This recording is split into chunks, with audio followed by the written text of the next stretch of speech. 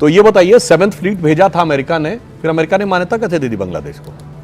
ये food for thought है लोगों को सोचने के लिए। और अगर इसका रहस्य जानना है तो उस समय केजीबी का एक जासूस जो भारत में रहता था पत्रकार बनके, यूरी बेजमेनेव का इंटरव्यू अवेलेबल है कैनेडियन टीवी पे, 2005-6 में दिया होगा, जाके सारा देख लीजिए, समझ में आ जाएगा।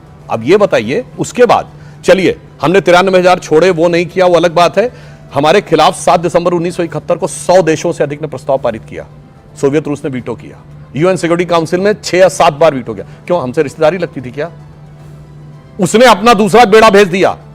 आप ये देखिए, कोई आज ये कहे कि 71 में 7th फ्लीट से लड़ने की हमारी हैसियत थी, मुझे लगता है ऐसी बात नहीं करनी चाहिए। रशिया ने अपना बेड़ा भेजा, क्यों भेजा? अब मैं बताना चाहता हूं। उस समय जो हवा में नहीं बोल रहा हूं, Mitrokhin's archive KGB in the world part 2 में पढ़िए, 70 के दशक में हमने क्या क्या साष्टांग दंडवत किया है जाकर। उसने कहा 60 के दशक के अंत में, हटाओ प्रिवी पर्स, यस सर, हटा दिया। उसके बाद फंडामेंटल राइट में राइट टू प्रॉपर्टी हटाओ, यस सर, हटा दिया। उसके बाद का बैंकों का नेशनलाइजेशन करो, यस सर, हटा दिया। उसके बाद का इंडस्ट्री का नेशनलाइजेशन करो, यस सर, हटा दिया।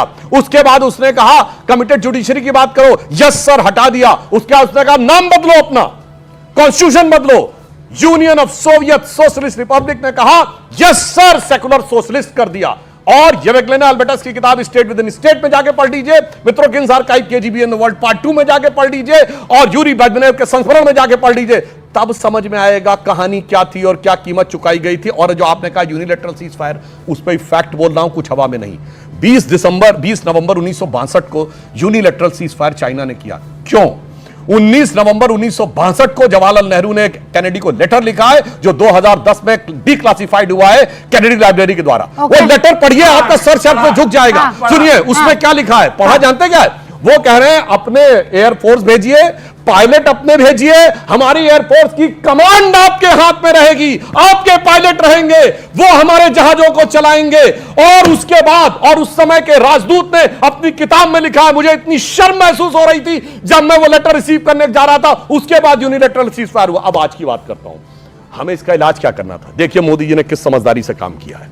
देखिए पाकिस्तान के पास 1 हफ्ते का फॉरेन एक्सचेंज रिजर्व बचा है, युद्ध में लड़ाई हुई है, आईएमएफ से 11 एडिशनल शर्तें हैं, जिसकी वजह से उसको पार्लियामेंट में यह रेजोल्यूशन पास करना है। आप सोचिए, जिसके पास 1 हफ्ते का फॉरेन एक्सचेंज रिजर्व बचा है, वो जब युद्ध के असलहे खरीदेगा आगे के लिए, तो वो किस कंगाली की तरफ जाएगा।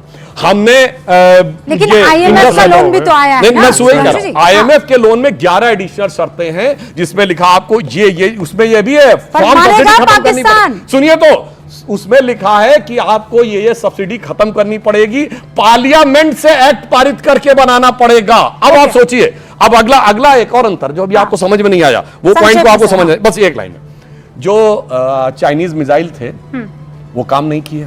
पहली बार चाइना की वेपन